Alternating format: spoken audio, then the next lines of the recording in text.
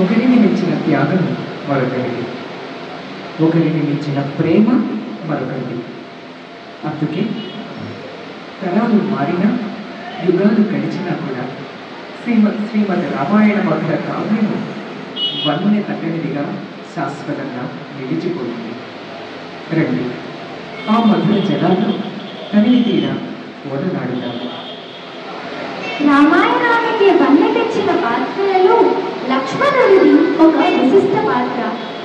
అటువంటి లక్ష్మణుని గుణగణాలను తెలుసుకుందాము రండి. ఒకనాడు ఒక తోటలో యువరాజుని నలుగురు బాణాలతో ఆడుకుంటూ ఉన్నారు. అక్కడ ఉన్న లక్ష్యానికి గురి పెడుతున్నారు. తమ్ముళ్ళ ముగ్గురు బాణాలను వేశారు. ఇక మిగిలినది రాముడి వంతు. శ్రీరాముడు తమ్ముళ్ళని గెలిపించాలని తాను లక్ష్యం నుంచి కాస్త పక్కకు బాణాలు వేశాడు. విజయం తమ్ముళ్ళకైంది. కానీ లక్ష్మణుడు ఏ మాత్రమైనా సంతోషించకపోగా పట్టరాని దుఃఖంతో తన పెద్దతల్లి అయిన కౌసల్య వద్దకు పరిగెత్తాడు. లక్ష్మణుడిని అలా చూసిన కౌసల్య, నాయనా లక్ష్మణ, ఏమైంది అని అడిగినది. అప్పుడు లక్ష్మణుడు, అమ్మా చూసావా అన్నయ్య ఏం చేశాడు? మేము గెలవాలని తాను కావాలనే బాణాన్ని పక్కకు వేసి ఓడిపోయాడమ్మా అంటూ ఏడవసాగాడు. లక్ష్మణుడిని చూసిన కౌసల్య లోపలే ఆనందిస్తూ లక్ష్మణుడికి సర్ది చెప్తుంది. చూడు నాయన, అన్నయ్య గురించి నీకు తెలిసినదే కదా, నీ సంతోషమే తన సంతోషము, నీ గెలుపులనే తన గెలుపులు చూసుకుంటాడు నాయన అంటూ ఓదార్చింది. చూసారా, అన్నయ్యకు తమ్ముళ్ళ పట్ల ఉన్న ప్రేమ మరియు తమ్ముళ్ళకు అన్నయ్య పట్ల ఉన్న ప్రేమని ఈ సన్నివేశం మనకి ఎంత చక్కగా వివరించిందో. కాలం గడిచింది. శ్రీరాముడు అయోధ్యను విడిచి అరణ్యవాసానికి వెళ్ళాడు. అక్కడ సీతాపహరణం జరిగింది. రామలక్ష్మణులు సీతాన్వేషణకై బయలుదేరారు. వారికక్కడ హనుమంతుడు మరియు సుగ్రీవుడు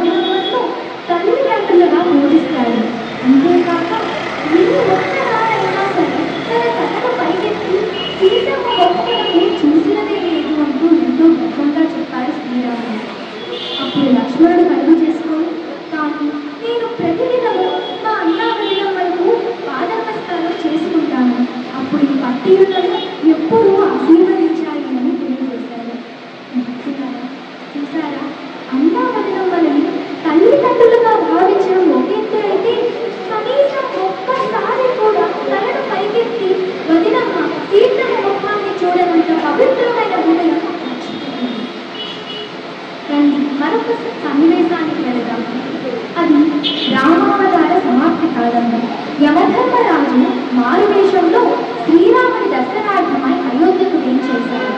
ఈ విషయం గ్రహించిన శ్రీరాముడు యమధర్మరాజుని తన ఏకాంత మందిరములకు తోడుకొనిపోయాడు. రాముడు లక్ష్మణుడిని పిలిచి, లక్ష్మణ, ఇది అతి రహస్యమైన సమావేశము, ఎవ్వరిని లోపలికి రానివ్వదు. ఎవరైనా వచ్చిన ఎడల వారికి మరణదండనే శిక్ష అని హెచ్చరించాడు. లక్ష్మణుడు ఆ ఏకాంత మందిరానికి బయట కాపలా కాస్తూ ఉన్నాడు. ఇంతలో రానే వచ్చాడు ముక్కోటైన దూర్వాస మహర్షి. ఆయన వస్తూనే, నేను రాముని దర్శించాలి అంటూ లక్ష్మణుడితో అన్నాడు. అప్పుడు లక్ష్మణుడు, మునివర్య, క్షమించండి, రామచంద్ర ప్రభువు ఒక ముఖ్యమైన సమావేశంలో ఉన్నాడు, ఎవరిని రానివ్వద్దని తెలియజేశారు అని విన్నవించుకున్నాడు. దానికి అశ్వర్యుడు, ఏమిటి ఇంతటి అహంకారమా? నాలాంటి మునివర్యుడు వస్తే కనీసం ఇక్కడ దర్శనానికి కూడా చోటే లేదా? నేను అయోధ్యనే శపిస్తాను అంటూ పలకసాగాడు. అది విని లక్ష్మణుడు తక్షణమే ఆలోచించి, అన్న మాట కాదని లోపలికి వెళితే తనకు మరణదండం తప్పదు, కానీ వెళ్ళకపోతే అయోధ్య పాల్గొన్నది. తన అయోధ్యని రక్షించుకోవడానికి తాను మరణమైనా అనుభవించే నేను అనుకున్న లక్ష్మణుడు ధైర్యం చేసి లోపలికి వెళ్ళాడు. లక్ష్మణుని చూసిన శ్రీరాముడు ఆశ్చర్యపోయాడు. శ్రీరాముడు లక్ష్మణుడితో, లక్ష్మణ, ఏమిటి అంతా కలిసిన నీవే లోపలికి ఎందుకు వచ్చావు అని ప్రశ్నించాడు. అప్పుడు లక్ష్మణుడు జరిగిన వృత్తాంతమంతా రాముడికి అందించుకున్నాడు. అది విన్న శ్రీరాముడు, లక్ష్మణ, ఎంతటి వారికైనా సరే శిక్ష తప్పదు, కానీ నీలాంటి ధర్మాత్ములకి రాజ్య బహిష్కరణ మరణదండనతో సమానమని సెలవిచ్చాడు. తక్షణమే రాజ్యాన్ని విడిచిపెట్టి వెళ్ళమని ఆజ్ఞాపించాడు. అరణ్యాలకు వెళ్ళిపోయిన లక్ష్మణుడు తన అవతార సమాప్తి కాలం ఆసన్నమైందని గ్రహించి తన శరీరాన్ని విడిచి తన ఆరాధుడైన శ్రీమన్నారాయణుడి అంశైన శ్రీరాముడి కోసం ఎదురు చూస్తూ ఉన్నాడు. చూసారా, ఇటువంటి సుగుణ సంపన్నుడు లక్ష్మణుడు. నేను మాత్రం బాగుంటే చాలు, ఎదుర్కొలు ఏమైపోయినా పర్వాలేదు అనుకుంటున్న నేటి సమాజానికి, నేను ఏమైపోయినా పర్వాలేదు, నా రాజ్యమంతా సురక్షితంగా ఉండాలనుకుంటున్న లక్ష్మణుడికి ఎంత తేడా! అంతటి సుగుణ సంపన్నుడు లక్ష్మణుడు. లక్ష్మణుని యొక్క మధురమైన గాథే రామాయణం. ఆ మాధుర్యానికి మూలము శ్రీరామనామం.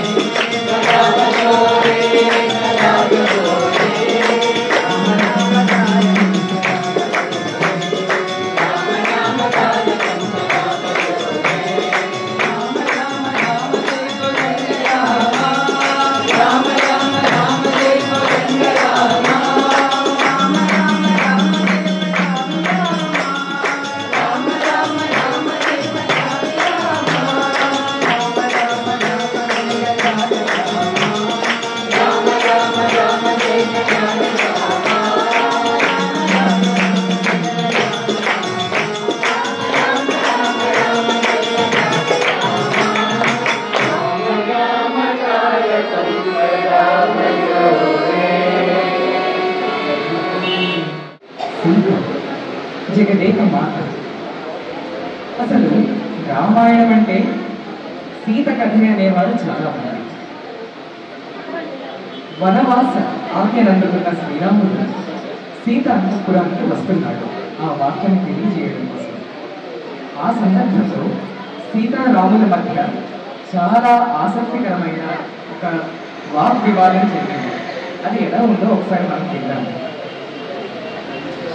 అల్లంత దూరాన శ్రీరాముడు నడిచి వస్తుండగా సీత పరిగెత్తుకుని దగ్గరికి వెళ్ళింది. రాముడితో చెప్తోంది, నాథ, ఈరోజు బృహస్పతి వారము కదా, పుష్యమి నక్షత్ర లగ్నము కదా, మరి ఈ సమయానికి యువరాజుగా పట్టాభిషేకం అవ్వాలి కదా, మరి పక్కన బ్రాహ్మణులేని వంది జరుగుతుంది. మన అయోధ్య యొక్క మనపు నేనుగైన శత్రుంజయుడు యొక్క హింకార నాదమేది, ఇంత నిశ్శబ్దంగా ఉన్నదేమిటి అంటూ ప్రశ్నల వర్షం కురిపించింది. అంతటా శ్రీరాముడు అన్నాడు, సీత, 14 సంవత్సరాలు అరణ్యవాసానికి నేను బయలుదేరుతున్నాను. మరి హతాశురాలైంది సీత. వెంటనే రాముడితో అంది, నాథ, అరణ్యవాసం చేయడానికి తాము చేసిన అపరాధం ఏమిటి, ఎందుకు ఇంత పెద్ద శిక్ష అని అడిగింది.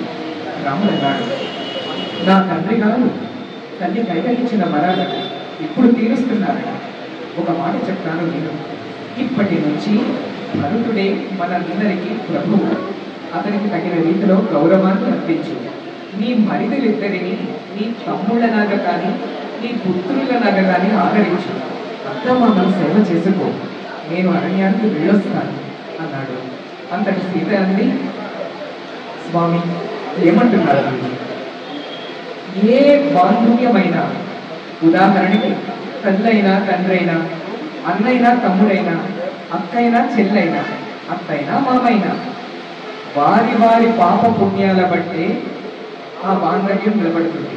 కానీ ఒక్క భార్య మాత్రము భర్త కర్మలలో పాలు పంచుకుంటుంది. కనుక భార్యగా నేను మీతో రావడము తప్పనిసరి అని పలికింది. అంతటా రాముడు అన్నాడు, సీత, వెళ్ళేది ఎక్కడికి వెళ్తున్నావు? అరణ్యానికి. అడవి, క్రూర మృగాలు ఉంటారు, గజ దొంగలు ఉంటారు, రాక్షసులు ఉంటారు. అంతేకాదు అక్కడ ఏమైనా తోముంటుందనుకున్నావా? మొత్తం రాళ్ళు ముళ్ళు పొదలతో నిండిపోతుంది. అటువంటి ప్రదేశంలో ఎలా జీవించగలవు అని అడిగాడు. సీత నవ్వింది. శ్రీరామచంద్ర, మీరు నా వెంట నుండగా ఇంక క్రూర మృగాలు, రాక్షసులు, గజ దొంగల వెంట కూడానా? ఇంకా పొదల గురించి అడుగుతున్నారు కదా, నేనే మీకన్నా ఒక అడుగు ముందు నడుస్తాను. తోవలో ఉన్న రాళ్ళు ముళ్ళు ఏరి పారేస్తాను. మీకు మంచి మార్గాన్ని ఏర్పరుస్తాను. ఆ సేవ చేసుకునే భాగ్యాన్ని నాకు అందించండి అని. అంతటా రాముడు అన్నాడు, సీత, ఈ 14 సంవత్సరాలు నేను అత్యంత కఠినమైన దీక్షలో ఉంటాను. నిన్ను నేను సరిగ్గా చూసుకోలేకపోవచ్చు అన్నాడు. అంతటా సీత, స్వామి ఏమీ పర్వాలేదు, నేను కూడా మీతో పాటు దీక్షలోనే ఉంటాను. ఈ 14 సంవత్సరాలు బ్రహ్మచారిణి వ్రతాన్ని ఆచరిస్తాను.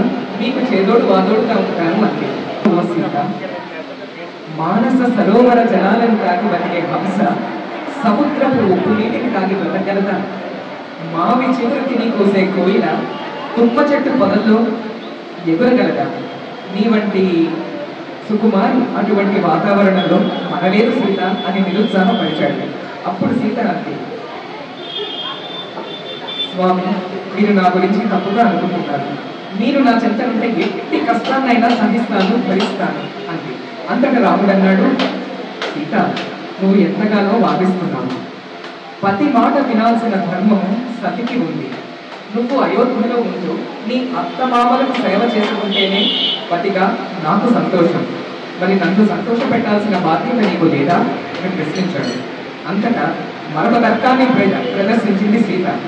ఓ రామచంద్ర ప్రభు, సొంత కొడుకు కన్న కొడుకే తాను పట్టిన పట్టే భల్లూక పట్టు మాదిరి అడవులకి పోతూ ఉంటే బయట ఇంటి నుంచి వచ్చిన దానిని కోడలి నాకెంత బాధ్యత ఉంటుందో మీరే చెప్పగలరు అంటూ, నేను మీ అర్ధాంగిని ప్రభు, అర్ధాంగిగా నాకు కొన్ని హక్కులున్నాయి, నేను మీ వెంట రావాల్సిందే అంది.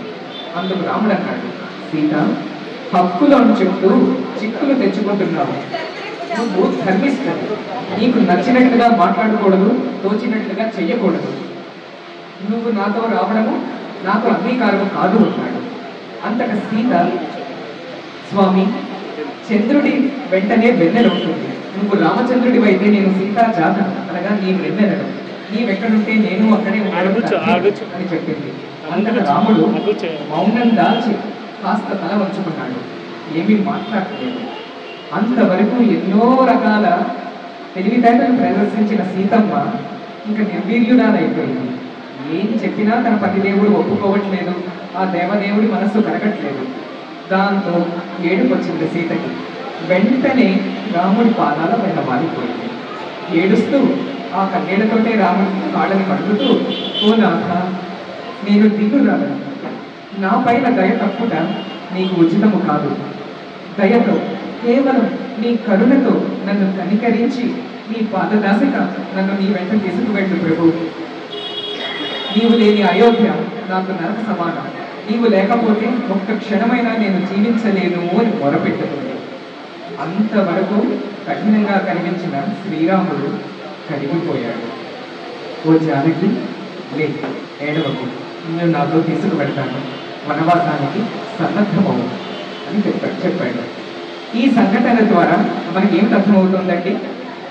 మనం ఎన్నోసార్లు మన కష్టాలు కన్నీళ్లు భగవంతుడికి విన్నవించుకుంటూ ఉంటాము. ఒక్కొక్కసారి ఆయనతో వాదించేస్తాము కూడా. ఏమిటి చేస్తున్నావు అని ఎదురు ప్రశ్నిస్తాము.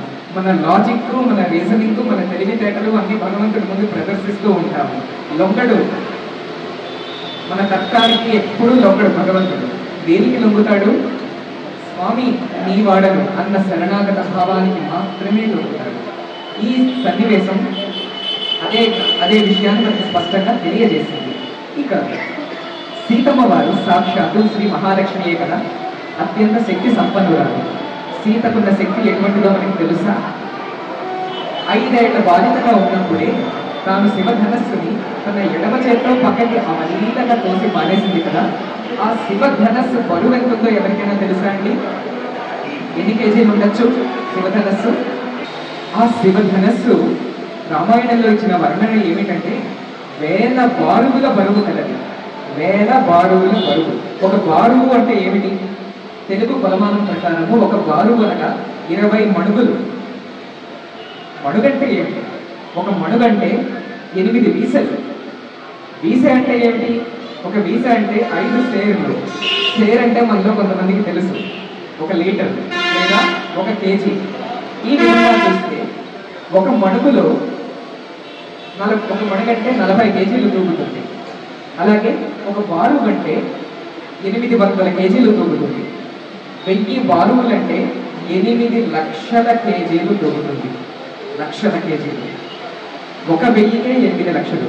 పోనీ కనీసం 2000 బారువుల శివధనస్సు ఉంది అనుకున్నా 16 లక్షల కేజీల బరువు తూగిందని. అంటే ఎంత? 16 లక్షల కేజీలు. అంటే మన ఆసియా ఏనుగులు ఉంటాయి చూసారా, మన ఏషియన్ ఎలిఫెంట్ అంటారు. అందులో మదపు ఏనుగు, మగ ఏనుగుకి ఒక 400 ఏనుగులు ఒకే దగ్గర కూడితే వాటికి సరి సమానమైన బరువు 2000 బారువులు. అంతటి ధనస్సుని ఎడమ చేతితో తోసి పారేసిన సీతమ్మ ఎంత శక్తివంతురాలండి! అయినా కూడా రామాయణంలో ఏ సందర్భంలో ఎక్కడైనా తన శక్తిని ప్రదర్శించిందా? లేదు. ఒక అత్యంత సామాన్య స్త్రీవల సంచరించింది. ఎందుకని? తన ఘనత కన్నా కాదన కార్యం గొప్పది అని తాను భావించింది. తాను గొప్పదాన్నని ఈనాడు తన బయటకు రుజువు చేయలేదు. సీతమ్మ యొక్క వినయశీలత మనలో ప్రతి ఒక్కరికి గొప్ప ఆదర్శాన్ని అందిస్తుంది. ఇంకో మాట కూడా చెప్పాలి సీతమ్మ వారి గురించి. సీతమ్మకున్నంత అవగాహన మరొకరికి లేదంటే నమ్మండి. అవగాహన, ఇంగ్లీష్లో అండర్స్టాండింగ్ అని చెప్తాము. ఎంతటి అవగాహన తెలుసా? ఈ రోజుల్లో మనం ఎలా తయారయ్యాము, మన బాంధవ్యాలు ఎలా తయారయ్యాయి? మనం డైరెక్ట్గా ఒక మాట అంటేనే ఎదుటి వాళ్ళకి అది అపార్థం కిందను పదార్థాల కిందను మారిపోతుంది. ఆడిన మాటే ఎదుటి వాళ్ళకి సరిగ్గా చేరదు. కానీ ఆడని మాటని సైతం అర్థం చేసుకోగల శక్తివంతురాలు సీతమ్మ. ఒకసారి ఒక నావికుడు సీతారామ లక్ష్మణులని పడవలో నది దాటించాడు. దాటిన తర్వాత శ్రీరామచంద్రుడు ఆ నావికుడికి ఏదైనా బహుమానం ఇద్దాము అని భావించి వెంటనే తన దగ్గర ఏమి సంపద ఉందా అని వెతుక్కుంటున్నాడు. అంతలో పాపం గుర్తొచ్చింది, తాను యువరాజు కాడు, నారబట్టలు ఋషిబట్టలు ధరించి ఉన్నాడు అని. తన దగ్గర ఏముంటుంది సంపద, అరే ఇవ్వడానికి ఏమీ లేదే అని సిగ్గుపడుతున్నట్లుగా కనిపించాడు. సీతమ్మ తల్లి పక్కన కూర్చొని శ్రీకంఠ గమనించింది. తల తిప్పి చూడను కూడా లేదు. వెంటనే భర్త మనసులో ఉన్న ఆలోచన అర్థం చేసుకుని అప్పటికింకా తన చేతికున్న ఒక ఉంగరాన్ని తీసి నిశ్శబ్దంగా శ్రీరాముడు కనిపించింది. శ్రీరాముడు ఆ ఉంగరాన్ని నావికుడికి ఇవ్వబోతూ ఉండగా ఆ నావికుడికి తీసుకోలేదు, అది వేరే సంగతి. కానీ బయటకి మాట్లాడని మాటని సైతం, మనసులో ఉన్న భావాన్ని సైతం అర్థం చేసుకునే శక్తి సీతమ్మ తల్లిది. చూసారా? మరి సీతమ్మ యొక్క మధుర చరితే రామాయణం, అవునా కాదా? మరి ఈ మాధుర్యానికి మూలమేమిటి? శ్రీ రామనామం.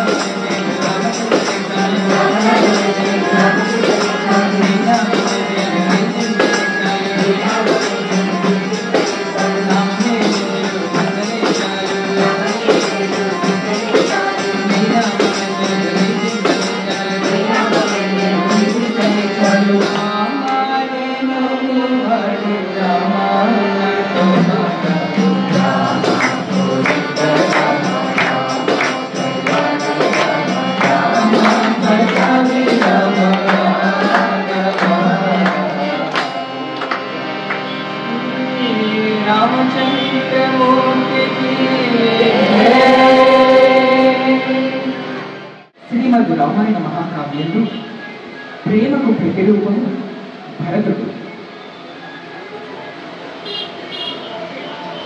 అన్న శ్రీరాముడి పట్ల భరతుడికి ప్రేమ గురించి ఎంత చెప్పుకున్నా మనకి తనివి తీరదండి. వనవాసానికి సీతారామ లక్ష్మణుడు తరలి వెళ్ళాడు. అప్పుడే భరతుడు మేనమామ ఇంటి నుంచి అయోధ్యకి తిరిగి వచ్చాడు. వచ్చి రాగానే జరిగిన సంఘటనలన్నీ తెలుసుకుని హతాశుడైపోయాడు. కూర్చొని ఏడుస్తున్నాడు. ఆ సమయంలో కులగురువు అయిన వశిష్ఠ మహాముని భరతుడి దగ్గరికి వచ్చి, నాయన భరత, నీవు ఈ విధంగా నిర్వీర్యుడిగా కూర్చోవడం సబబు కాదు. ప్రభువు లేని రాజ్యం అనర్థానికి దారి తీస్తుంది. కనుక తక్షణమే నువ్వు రాజ్యాధికారాన్ని చేపట్టు, అయోధ్యని ఏలుకో అన్నాడు. భరతుడు సర్రున తలపైకి లేపాడు. గురుదేవ, ఏమంటున్నారు? రాజ్య అధికారం అంటున్నారా? కాదు కాదు, ఇది నాకు ఒక శిక్ష. ఇది నాకు భారమే తప్ప అధికారము కాదు. రాముడున్న వనమే నాకు అయోధ్య వంటిది, రాముడు లేని అయోధ్య నాకు వనము వంటిది. కనుక ఈ రాజ్యంతో నాకేం పని?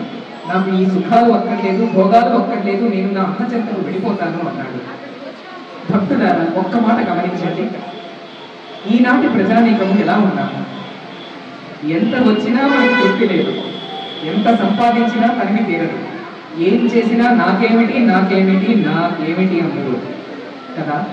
అటువంటిది ఒక పెద్ద రాజ్యము అడగని వరంలా వచ్చి తన కాళ్ళ చెంత పడితే గట్టి పోచలాగా తీసి పారేశాడు భరతుడు. ఏమిటి ఆ త్యాగం? ఎంతటి పవిత్రమైనది ఆ భరతుడి హృదయం. సరే, ఇక భరతుడు, శత్రుఘ్నుడు, తల్లులు, సైన్యము అంతా కూడా రాముడిని మళ్ళీ అయోధ్యకు పిలిపించాలని బయలుదేరారు. రాజవంశీయులంతా రథాలనెక్కారు. భరతుడు మాత్రం పక్కన కాలి నడకన నడవడం మొదలుపెట్టాడు.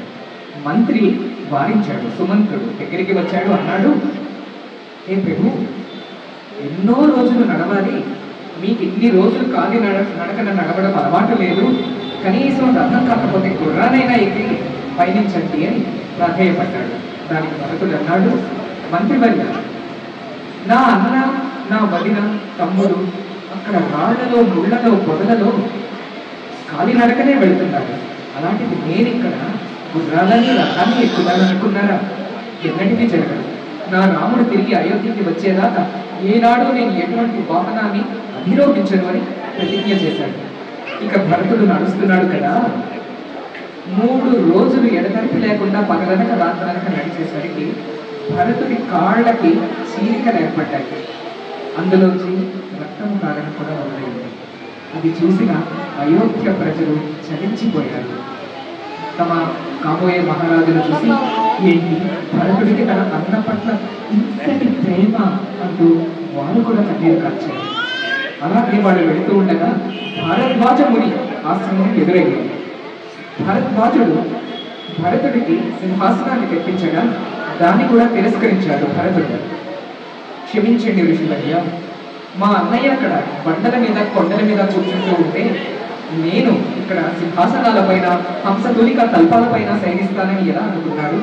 నా అన్న తిరిగి వచ్చే వరకు నేను ఎటువంటి మెత్తని వాడనని, సింహాసనాన్ని వాడనని మీకు తెలియజేస్తున్నాను అని తెలిపాడు. చూసారా, అన్న పట్ల తనకున్న ప్రేమ, త్యాగభావం. మొత్తానికి శ్రీరామచంద్రమూర్తిని చేరుకున్నాడు. చేరుకున్న తర్వాత భరతుడు రాముడిని 10 గ్రహాల ప్రాధాన్యపడ్డాడు. రాముడు ఏ మాత్రము అంగీకరించలేదు. దానికి భరతుడికి ఒక కొత్త ఉపాయం తగ్గింది. రాముడి చెంత చేరి మోకాళ్ళ మీద కూర్చొని దగ్గరికి వచ్చి ఒక మాట అన్నాడు, అన్న, ఒక్క విన్నపం, నాకు ఒక ఉపాయం తోస్తుంది. ఇప్పటికే మీరు వనవాస దీక్ష ప్రారంభించి కొన్ని వారాలు గడిచిపోయాయి కదా, ఇంకా మహా అయితే ఒక 13 సంవత్సరాల 11 నెలలు మాత్రమే మిగిలి ఉంటాయి. నేను, శత్రుఘ్నుడు ఈ మిగిలిన 13 సంవత్సరాలు వనవాసాన్ని పూర్తి చేసేస్తాము. మీరు, వదిన, లక్ష్మణుడు అయోధ్యకి వెళ్ళి రాజ్యాన్ని ఏలుకోవన్నా అన్నాడు. రాముడు అంగీకరించలేదు. ఆఖరికి లక్ష్మణుడు, భరతుడు మరింత దీనంగా రాముడి పాదాలు పట్టుకొని, పోనీ అన్న, చివరిగా ఒక్క వరాన్ని అడుగుతున్నాను, కాదనకు. లక్ష్మణుడు ఇంతకాలము మీతో ఉండి సేవలు చేసుకుంటున్నాడు కదా, నాతో పోలిస్తే లక్ష్మణుడే గొప్ప మహారాజు అవుతాడు. ఎందుకంటే అతనికి పరిపాలనా దక్షత ఉంది. అందుకని నా మాట మన్నించి లక్ష్మణుడిని అయోధ్యకు పంపించి అతన్ని మహారాజు చేయండి. నేను మీ చెంత నుండి మీకు వదినమ్మకు సేవ చేసుకుంటాను అని చివరి అస్త్రంగా ప్రయోగించాడు. రాముడు ఆ మాట కూడా పాపం కాదన్నాడు.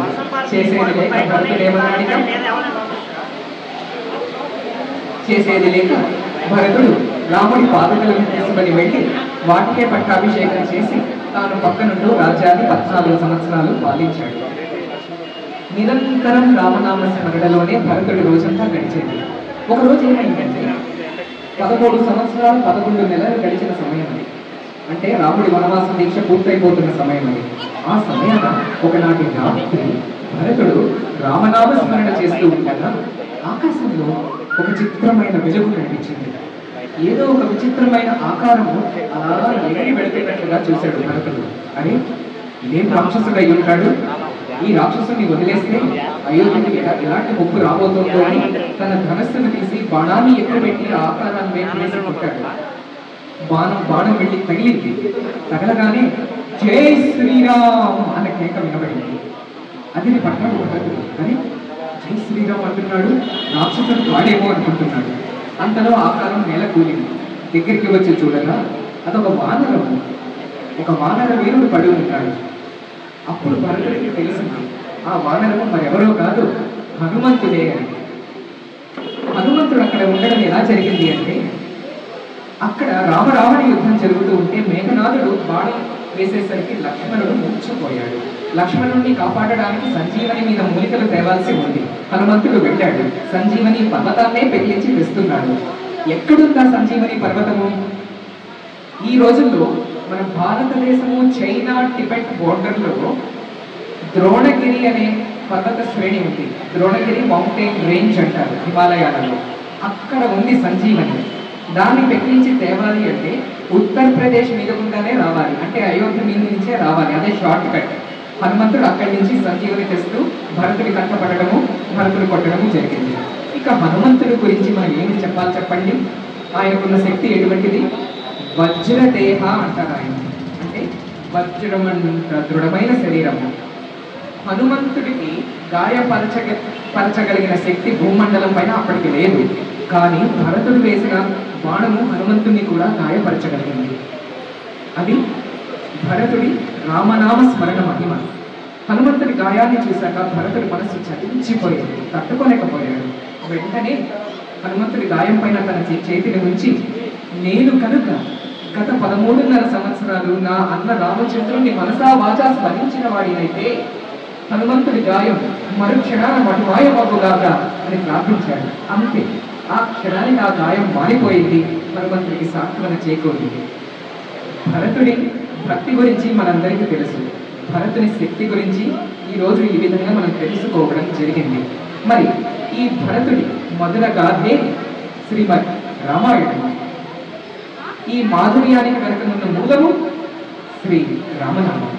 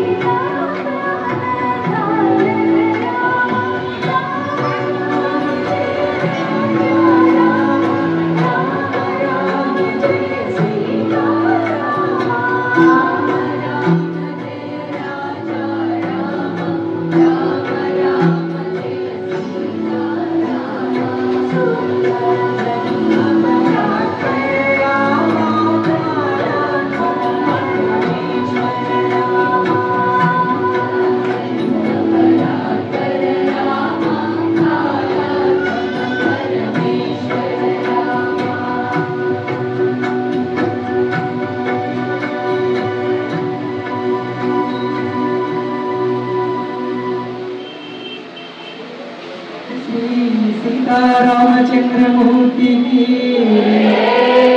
రామాయణంలో ఒక అరుదైన వ్యక్తి ఉన్నారండి. అసమాన త్యాగశీలత ఉన్న గుర్తింపు దక్కని ఒక మహా వ్యక్తిత్వం అది. ఇంగ్లీష్లో కొంతమంది కవులు ఆ వ్యక్తి గురించి ఒక ప్రత్యేకమైన టైటిల్ కూడా పెట్టి ఉంచారు. ఏమన్నా తెలుసా? అన్సంగ్ హీరోయిన్ ఆఫ్ రామాయణ అని. అంటే ఏమిటి? గుర్తింపు పొందని కథానాయకి అని. ఎవరో తెలుసా? చెప్పండి. సీతమ్మ యొక్క చెల్లెలు, లక్ష్మణుడి భార్య ఊర్మిళ. ఊర్మిళ చిన్ననాటి నుంచి కూడా అద్భుతమైన చిత్రకారిణి, మహా అద్భుతంగా బొమ్మలు గీస్తూ ఉండేది. అంతేకాకుండా వేదాలు ఉపనిషత్తులు క్షుణ్ణంగా అధ్యయనం చేసింది. మహా విద్వాంసురాలు, విద్యావేత్త. చిన్ననాటి నుంచి కూడా తన అక్క సీతమ్మకి చేదోడు వాదోడుగా ఉంటూ ఉండేది. చాలా గొప్ప మైత్రి ఉంది అక్కా చెల్లెల మధ్యలో. తన అక్క సీతమ్మకి సాక్షాత్తు శ్రీరామచంద్రునితో వివాహం నిశ్చయమైందని తెలిసి ఎంత సంబరపడిపోయిందో ఊర్మిళ, ఇంకా చెప్పడానికి లేదు. అలాంటిది వెంటనే మరొక శుభవార్త ఏమిటది? సాక్షాత్తు శ్రీరామచంద్రుని తమ్ముడైన లక్ష్మణునితో తనకి వివాహం నిశ్చయమైందని తెలిసి తన ఆనందం అంబరాన్ని అంటింది. ఇంకా కంటికి కులికే లేదు, ఆకలే లేదు, అంతగా తన భర్త కోసం కలవరిస్తూ ఉంది ఊర్మిళ.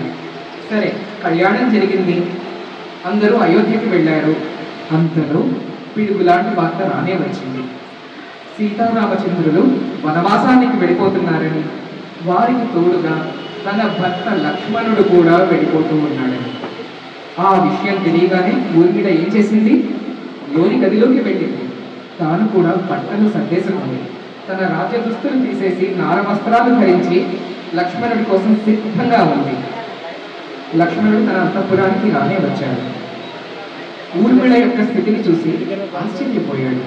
అంతలో తేరుకొని దగ్గరికి వచ్చి అన్నాడు, ఓ ప్రాణసఖి, నీకొక విన్నపం చేయవలసి ఉంది. చూడు, ఇప్పటికే సీతారామచంద్రులు వెళ్ళిపోతున్నాడు, నేను కూడా వెళ్ళిపోతున్నాను. అయోధ్య కళావిహీనం కానుంది. అటువంటి పరిస్థితుల్లో నువ్వే అయోధ్యకి వెలుగు. ఇప్పటికే మీ అక్కలేని లోటుకి చింతిస్తున్న అయోధ్య అంతపురం నువ్వు కూడా వెళ్ళిపోతే ఇంకా ఎంత చింతాగ్రస్తం అవుతుందో నువ్వు ఒక్కసారి ఆలోచించాలి. కనుక దయచేసి నీ ప్రయత్నాన్ని విరమించుకో. నువ్వు అయోధ్యలో ఉండిపో, అత్తామామల సేవ చేస్తూ ఉండు. అందరి తలలో నాలికవై వెలుగుతూ అందరికీ సాంత్వన చేకూర్చు. నేను మాత్రం అరణ్యానికి వెళ్ళవలసి ఉంటుంది అన్నాడు. గుండెల్లో రాళ్ళపడింది ఊర్మిళకి. కాళ్ళ కింద భూమి కంపించసాగింది. చేతులు వణుకుతున్నాయి, మొహం మీద చెమటలు పట్టేస్తున్నాయి. ఎందుకని?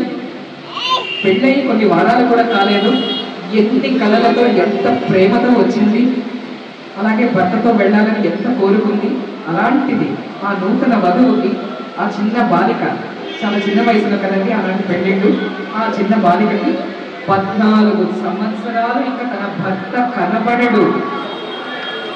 అలాంటిది భర్త చేసిన విన్నపాన్ని విన్నాక ఎంత తెలివైన అమ్మాయి కాబట్టి తాను ఆలోచించింది. అవును అవును తన భర్త చెప్పినది నిజమే. వెంటనే లేనిపోని గాంభీర్యాన్ని మొహం మీదకి తెచ్చుకుంది. లేని ధైర్యాన్ని నటిస్తూ తన భర్తతో పలికింది, నాథ, మీరు చెప్పినది నిజము. మీరు సీతారాముల వెంట వెళ్ళి వారి సేవ చేసుకోండి. వారిద్దరిని మీ అన్న వదినాన్ని మాత్రం అనుకోవద్దు. మీ తల్లి తండ్రుల కింద భావించి సేవించుకోండి. నేను ఇక్కడ ఉంటాను, నా గురించి మీరు చింతించవద్దు. నేను ఇక్కడ అయోధ్య కార్యకలాపాలన్నీ ఉండి చూసుకుంటూ ఉంటాను. మీరు ఆనందంగా వెళ్ళి రండి అని చెప్పింది. లక్ష్మణుడికి ఎంత తేలికైపోయింది మనస్సు. వెంటనే ఆనందంగా బయలుదేరాడు. గది బయటకు వెళ్ళాడు. అంతఃపురం తలుపు వెయ్యగానే మొదలు నరికిన చెట్టుదా కింద నేల కూలిపోయింది ఊర్మిళ. వెక్కి వెక్కి ఏడ్చింది. అంతలో తేరుకుంది. అక్కడి నుంచి తన భర్త మాట ప్రకారం జీవించసాగింది. ఎంత గొప్ప త్యాగం అండి ఇది. అంతఃపురాన్ని విడిచి వెళ్ళినది సీతమ్మ వారిని ఒక త్యాగం అయితే, భార్యని విడిచి వెళ్ళిపోతున్న లక్ష్మణుడికి మరొక రకం త్యాగం అయితే, శ్రీరాముడు సీతమ్మ వారు అవతారమూర్తులు చెత్త లేకుండా, భర్త లేకుండా తాను అయోధ్యలో ఉండిపోయిన ఊర్మిళ త్యాగం కూడా అత్యంత అసమానమైనది. అయోధ్య వదిలి వెళ్ళిన సీతారామ లక్ష్మణుడు వెళ్ళిపోయారు కదా. వెళ్ళిన తర్వాత లక్ష్మణుడు ఎంతో నియమ నిబద్ధతలతో సీతారాముల సేవ చేసుకుంటూ ఉన్నాడండి. అతని నియమాలకు, అతని క్రమశిక్షణకు ఒక దేవతా రూపం ఎంతో ఆనందించి ప్రత్యక్షమైంది. కొంతమంది అంటారు ఆమె నిద్రాదేవి అని, కొంతమంది అంటారు మరొక దేవతాంశం. ఏమైతేనే మన దేవతగా పిలుచుకుందాం. ఒక దేవత లక్ష్మణుడి ముందు ప్రత్యక్షమై, నాయన లక్ష్మణ, నీ నిబద్ధతను మెచ్చాను, ఏదైనా వరమ కోరుకో అంది. అంతటా లక్ష్మణుడు అన్నాడు, తల్లి, నాకేం వరమక్కర్లేదు. నా అన్న చెంతనున్నాను నేను, నా వదినమ్మ చెంతనున్నాను నేను. పాపం నా భార్య ఊర్మిళ ఏకాకిగా అంతఃపురంలో ఉండిపోయింది. నువ్వు వెళ్ళి తనకి నీ వరాన్ని అనుగ్రహించు అని పంపించాడు. వచ్చింది దేవత ఊర్మిళ దగ్గరికి. ఊర్మిళతో అడిగింది, ఊర్మిళ చెప్పు, ఏం వరం కావాలి? ఒక్క క్షణం ఆలోచించింది ఊర్మిళ. ఒక వరం కోరుకుంది. అదేమిటో తెలుసా? తల్లి, అరణ్యవాసం ఇప్పుడే మొదలైంది కదా, రానున్న 14 సంవత్సరాల పాటు నా భర్తకి నేను జ్ఞాపకం రాకుండా వరమివ్వు తల్లి. నేను తన మనస్సులోకి వస్తే తన మనసు ఎక్కడ చలిస్తుందో, ఎక్కడ సీతారాముల సేవలో తాను కాస్త నెమ్మదిస్తాడో, కనుక నేను గుర్తుకు రాకపోతే మొత్తం మనసా వాచా కర్మణ తన అన్న వదినల సేవ చేసుకోగలను నా పతిదేవులు, ఈ వరమివ్వు తల్లి చాలు అని అడిగింది ఊర్మిళ. చూడండి, ఆ మహోన్నత వ్యక్తిత్వం చూడండి. తనని మర్చిపోమని వరం కోరుకుంది తన భర్తకి. రామరావణ యుద్ధం ముగిశాక సీతారామచంద్రులంతా అయోధ్యకి తిరిగి వచ్చిన తర్వాత రాముడు సరాసరి ఊర్మిళ దగ్గరికి వచ్చాడు. తల్లి, నీ త్యాగానికి ప్రతిఫలంగా నేను ఏమీ ఇవ్వలేను, కానీ నీకు ఇష్టమైన ఏదైనా కావాలంటే వరమిస్తున్నాను, కోరుకో అని అడిగాడు. ఊర్మిళ రాముడికి నమస్కరించి పలికింది, హే రామచంద్ర ప్రభు, ఏ వరమో నాకు అక్కర్లేదు. నన్ను నీ పాదాల చెంత సేవకురాలిగా భక్తురాలిగా ఉంచుతూ, ఒక ధూపంలాగా, ఒక సాంబ్రాణిలాగా నీ కీర్తిని భక్తలోకానికంతా చాటుతూ ఉండాలన్నది ఒక్కటే నా కోరిక అని విన్నవించుకున్నాను. ఈ సన్నివేశం ఇక్కడితో ముగియగా దీని కొనసాగింపు పూరీ క్షేత్రంలో, జగన్నాథ క్షేత్రంలో ప్రజలు చెప్పుకుంటూ ఉంటారు. అదేమిటో తెలుసా? రాముడు ఈ వరం అడిగినప్పుడు ఊర్మిళ ఈ విధంగా కోరుకున్న తర్వాత ఊర్మిళతో ఈ విధంగా మాట్లాడాడు. ఏమని? ఊర్మిళ, వచ్చే అవతారంలో నేను జగన్నాథ స్వామిగా సాగర్ తీరాన వెలుస్తాను. నీ పతి లక్ష్మణుడు నా తమ్ముడు, అప్పుడు కూడా నా సోదరుడిగా బలభద్రుడిగా నా చెంత కొలువవుతాడు. ఆ సమయంలో నువ్వు మహాప్రసాదం రూపంగా మారి భక్తులందరికీ ఆనందం కలుగజేస్తావు అని వరమిచ్చాడు శ్రీరామచంద్రుడు. ఇప్పుడు కూడా పూరీ క్షేత్రంలో జగన్నాథ స్వామి ఎంతో, పూరీ ప్రసాదం కూడా అంతే నానుడి ఉంది. ప్రసాదాన్ని చూస్తే జగన్నాథుడిని చూసినట్టే అని అక్కడ ప్రజలంతా చెప్తూ ఉంటారు. ఆ మహాప్రసాదము సాక్షాత్తు ఊర్మిళాదేవి అంశ అన్నమాట. ఈ కథ ఒడిస్సాలో బాగా ప్రాచుర్యంలో ఉన్నది. మరి ఇంత అసమాన త్యాగశీలురాలైన ఊర్మిళ కథే కదండి రామాయణం అంటాను. మరి రామాయణానికి మాధుర్యం ఎక్కడి నుంచి వచ్చింది? శ్రీ రామచంద్రుడి నుంచి.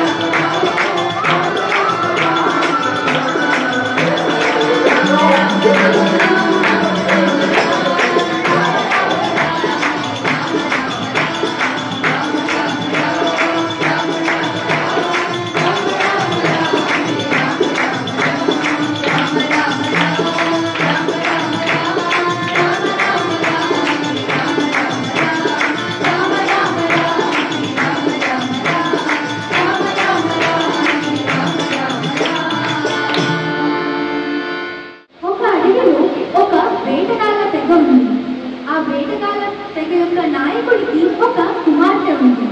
ఆమె బాల్యం నుంచే పశుపక్షాదులపై ఎంతో ప్రేమతో పెరిగింది. చాలా దయాహృదయం కలిగినది కూడా. చూస్తుండగానే ఆమెకు ఎంత వయస్సు వచ్చింది. వివాహ సమయం కూడా ఆసన్నమైంది. అయితే వివాహానికి ఒక్క రోజు ముందు తనకు ఒక బాధాకరమైన విషయం తెలిసింది. అది ఏమిటంటే, వారి వివాహ ఆచారం ప్రకారం వివాహానికి ముందు 1000 గొర్రెలను బలిస్తారని. తన కారణంగా 1000 గొర్రెలు బలి అవ్వడం తను ఏ మాత్రమో సహించలేకపోయింది. ఇంట్లో ఉండి ఎలాగైనా సరే బలవంత పెట్టి పెళ్లి చేసేస్తారని గ్రహించి రాత్రికి రాత్రి ఇల్లు వదిలి పారిపోయింది. ఆ దట్టమైన అడవిలో ఎన్నో రోజుల పాటు నడుస్తూ వెళ్ళింది. మార్గ మధ్యలో తనకి ఒక ఆశ్రమం కనిపించింది. అది మాతంలోని ఆశ్రమం. స్త్రీ అవ్వడం వల్ల లోపలికి వెళ్ళే ధైర్యం చేయక అక్కడ ఉన్న కిటికీ చాటు నుంచి విన్నారు. లోపల ఉన్న ఋషివర్యులు తన శిష్య బృందంతో, రానున్న రోజుల్లో సాక్షాత్తు శ్రీమన్నారాయణుడి అవతారమైన శ్రీరామచంద్రుడు ఈ మార్గంలో రానున్నాడు అని తెలియజేశారు. ఈ విషయాన్ని విన్న ఆ యువతి ఎంతో ప్రభావితురాలైనది. ఏమిటి, సాక్షాత్తు శ్రీమన్నారాయణుడా శ్రీరాముని రూపంలో ఈ మార్గంలోనే వస్తాడా అని రోజు ఆ మార్గాన్ని శుభ్రం చేసే పని పట్టింది. రోజు అందరూ లేకుండా ముందే తాను నిద్రలేచి ఆ మార్గంలో ఉన్న రాళ్లను ముళ్లను తీసివేసి దానంతా చక్కగా శుభ్రపరిచేది. మరియు మధురమైన ఫలాలను సేకరించి ప్రతిరోజు ఆ రాముని రాకకై ఎదురు చూస్తూ ఉంది. ఇలా రోజులు గడిచాయి, నెలలు గడిచాయి, సంవత్సరాలు గడిచాయి. 70 సంవత్సరాలు పూర్తయిపోయాయి. ఆ యువతి పండు ముసలామైనది. ఆమె పేరు శబరి. శబరి ఒకరోజు తన పనులను తాను చేసుకుంటూ ఉండగా కొన్ని చిత్రమైన విషయాలను గమనించింది.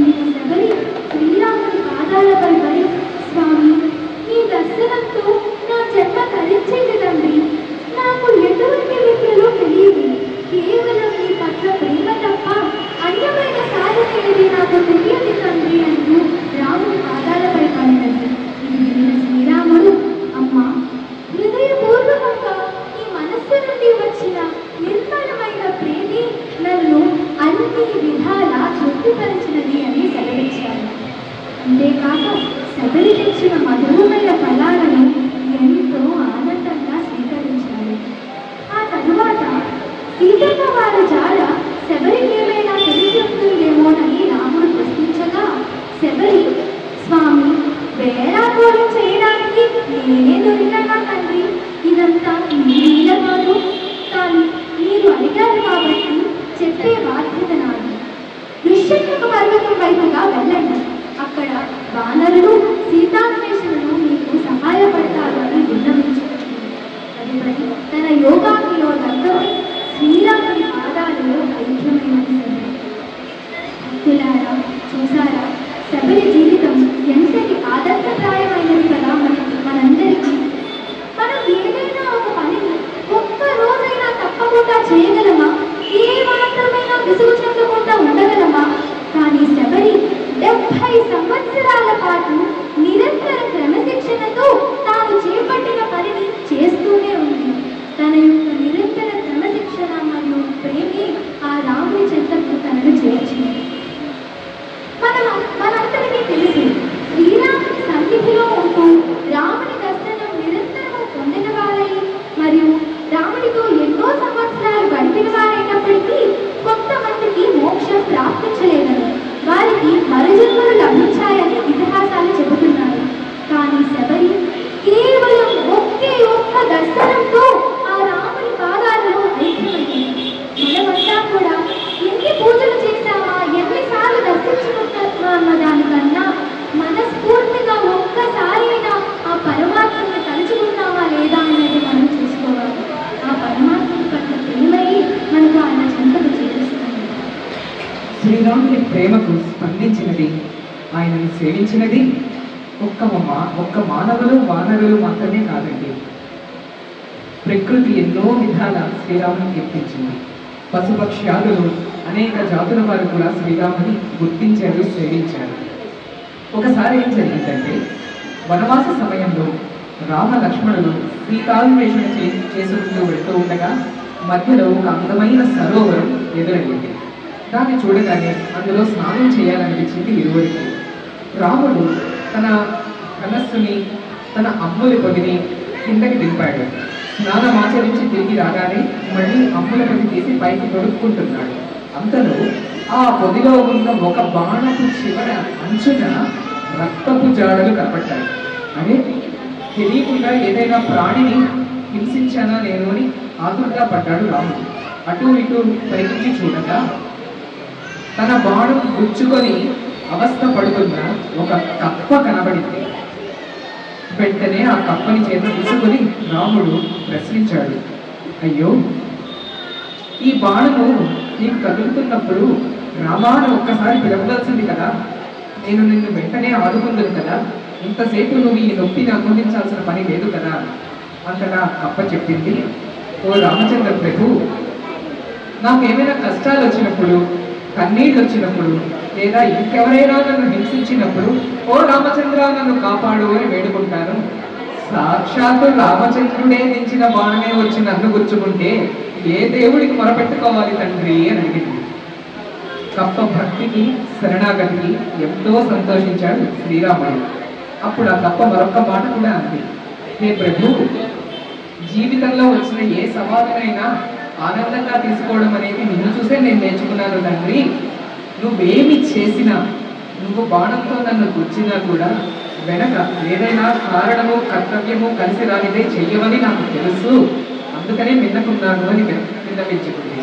అంతటి శ్రీరాముడు ఆ కప్పకి తక్షణమే సాంత్వన చేకూర్చడమే కాక దానికి సద్గతి కలిగేలాగా మరుసటి జన్మ మరింత ఉన్నతమైన జన్మ వచ్చేలాగా ఆశీర్వదించాడు.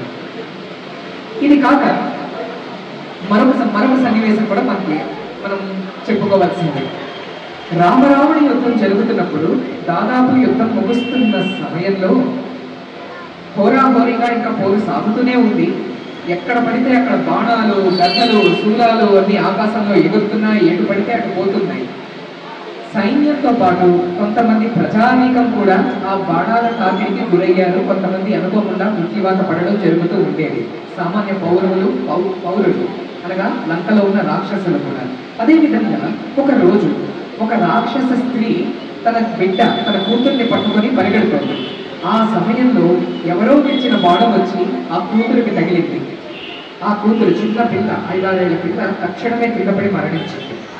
అంతగా ఆ రాక్షస స్త్రీ, ఆ తల్లి వెంటనే ఆ కూతుర్ని నాకు విడిచిపెట్టి ఆ శవాన్ని అక్కడికక్కడ వదిలేసి తాను మాత్రం పరిగెత్తుకొని తలదాచుకోవడానికి లోపలికి పరిగెత్తాడు. ఈ దృశ్యాన్ని గమనించాడు దగ్గరలో ఉన్న సుగ్రీవుడు.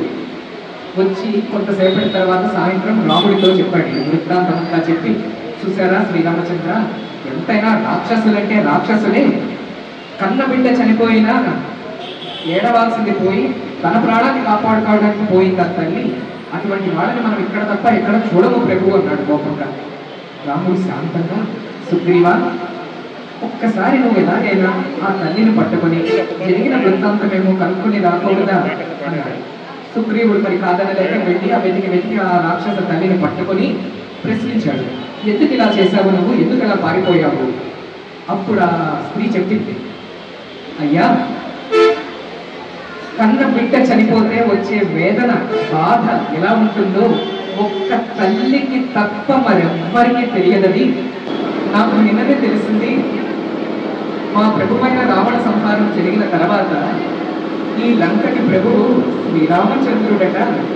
అందరూ రామరాజ్యం గురించి ఎన్నో రకాలుగా చెప్పుకుంటున్నారు. నేను బ్రతికుండి ఒక్క రోజైనా రామరాజ్యాన్ని కట్టారా చూద్దామని, అందుకని నా ప్రాణాన్ని కాపాడుకోవడానికి పరిగెడుతున్నాను తప్ప నా ప్రాణం అంటే తీపిలో కాదయ్యా అని చెప్పింది అన్నమాట. చూసారు, రాక్షసులకు సైతము శ్రీరామనామ విశిష్టత, శ్రీరాముని కరుణ కటాక్షాలు ఎంతగా ఉన్నాయో.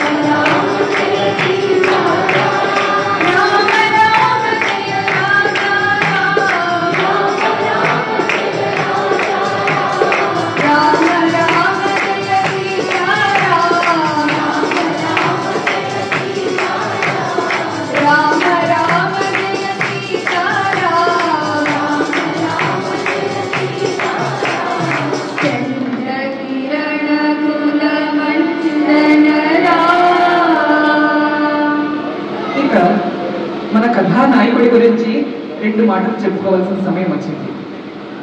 మన శ్రీరామచంద్రమూర్తి గురించి. శ్రీరాముని ఘనత వివరించడానికి సప్త సముద్రాలని సిరాగా మార్చేసి సాక్షాత్తు సరస్వతీదేవి వచ్చి కూర్చొని రాస్తే సరిపోతుందేమో కానీ నా పోటీ వాడు చక్కగా ఏ మాత్రము సరిపోదు. అయినా కూడా ఓ రెండు విషయాలు మాత్రం తప్పకుండా ముచ్చటించుకుంటాము. శ్రీరాముడు మనకి నేర్పిస్తున్న అద్భుతమైన పాఠాలలో ఒకటి నిరహంకార తత్వం. శ్రీరాముడు నిగర్వి, నిరహంకారి. తాను ఎంత గొప్పవాడైనప్పటికీ కూడా ఎప్పుడు కూడా ప్రగల్భాలకు పోలేదు. అత్యంత వినయంగా ఉంటూ ఉండేవాడు. మనం చూడండి, మనకి ఈ మాత్రం నైపుణ్యం ఉండగానే ఎగిరెగిరి పడుతూ ఉంటాము. ఉదాహరణకి కాస్త మాట్లాడడం వచ్చినా, కాస్త పాడడం వచ్చినా, కాస్త వాయించడం వచ్చినా, చదువుల్లో కాస్త చురుగ్గా ఉన్నా, లేదా మరేం టాలెంట్ ఉన్నా కూడా అమాంతం మనలో అహంకారం తెలిసో తెలియకుండా పెరిగిపోతుంది. ఎవరైనా మనల్ని కించపరిచే విధంగా లేదా మన టాలెంట్ని గుర్తించలేదనుకోండి, వెంటనే మన మనసు దెబ్బతింటుంది, హర్ట్ అయిపోతాం కూడా కదా. కానీ శ్రీరాముడు ఏం చేశాడో తెలుసా? సుగ్రీవుడితో మైత్రైన సమయం అది, అగ్ని సాక్షిగా. అయితే సుగ్రీవుడికి రాముడి శక్తి గురించి తెలియదండి. ఎవరో మానవుడు, మహారాజు, యువరాజు ఆ విధంగా భావిస్తున్నాడు. ఒక మాట శ్రీరాముడితో నిజంగానే అనేశాడు. ఏమనో తెలుసా? రామ, మా అన్న వాలి సామాన్యుడు కాడు. వాలిని ఓడించగలిగిన వాడు ఇంతవరకు నేను ఎవరిని చూడలేదు.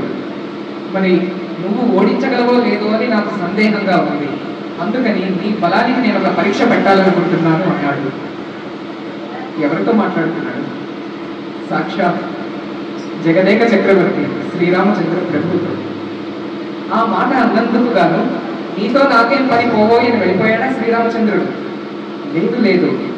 అలాగే సుగ్రీవా, నువ్వు ఏ పరీక్ష పెట్టినా నన్ను నేను నిరూపించుకుంటాను అన్నాడు.